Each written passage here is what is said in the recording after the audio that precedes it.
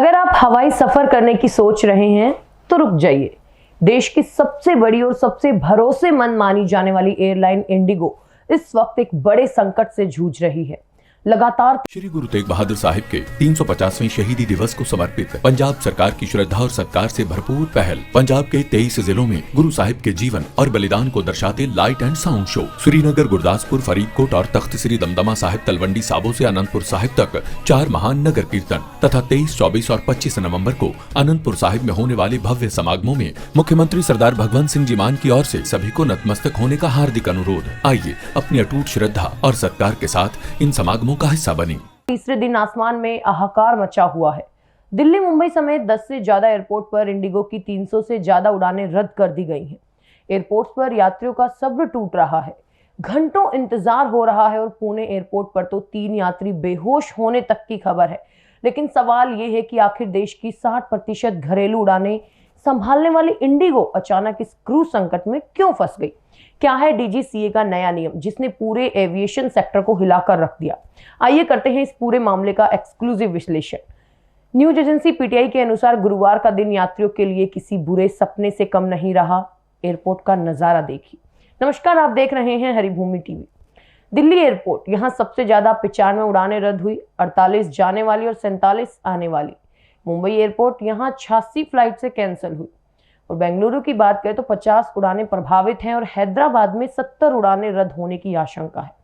Pune airport से एक यात्री ने बताया कि उन्हें 8 घंटे से ज्यादा इंतजार करना पड़ा और दोनों फ्लोर यात्रियों से भरे थे। और अफसोस की बात यह है कि एयरलाइंस की तरफ से फ्लाइट कैंसिलेशन का कोई मैसेज भी नहीं भेजा जा रहा।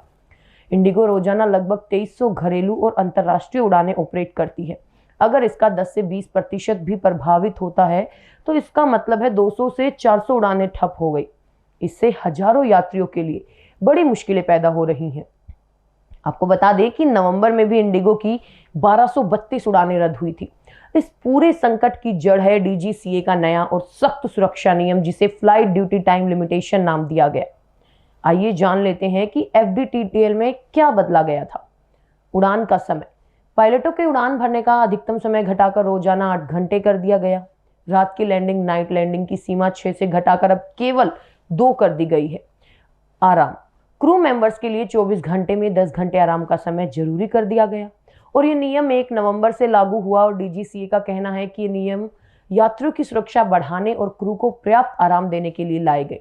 इंडिगो, जिसके पास 434 विमान है जो देश की 60% घरेलू उड़ानें संभालती है, उसका कहना है कि नए एफडीटीएल नियमों के कारण उनके 5456 पायलटों और 10,212 कैबिन क्रू की अचानक कमी पड़ गई।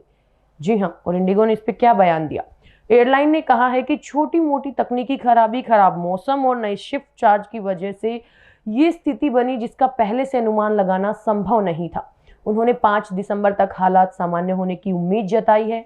डीजीसीए की सख्ती, डीजीसीए ने इंडिगो से इस संकट से निपटने की पूरी प्लानिंग का ब्यौरा मांगा था और आज गुरुवार को इंडिगो के अधिकारी इस मुद्दे पर डीजीसीए से मुलाकात करने पहुंचे हैं।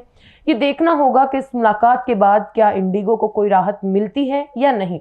लेकिन ये बात साफ है कि यात्रियों की सुरक्षा के लिए बनाए गए नियमों ने फिलहाल सबसे बड़ी एयरलाइन के ऑपरेशनल सिस्टम को पूरी तरह से हिलाकर रख दिया है। आपका क्या मानना है? यात्रियों की सुरक्षा पहले है या फ्लाइट्स की टाइमिंग? हमें कमेंट बॉक्स में जरूर बताएं।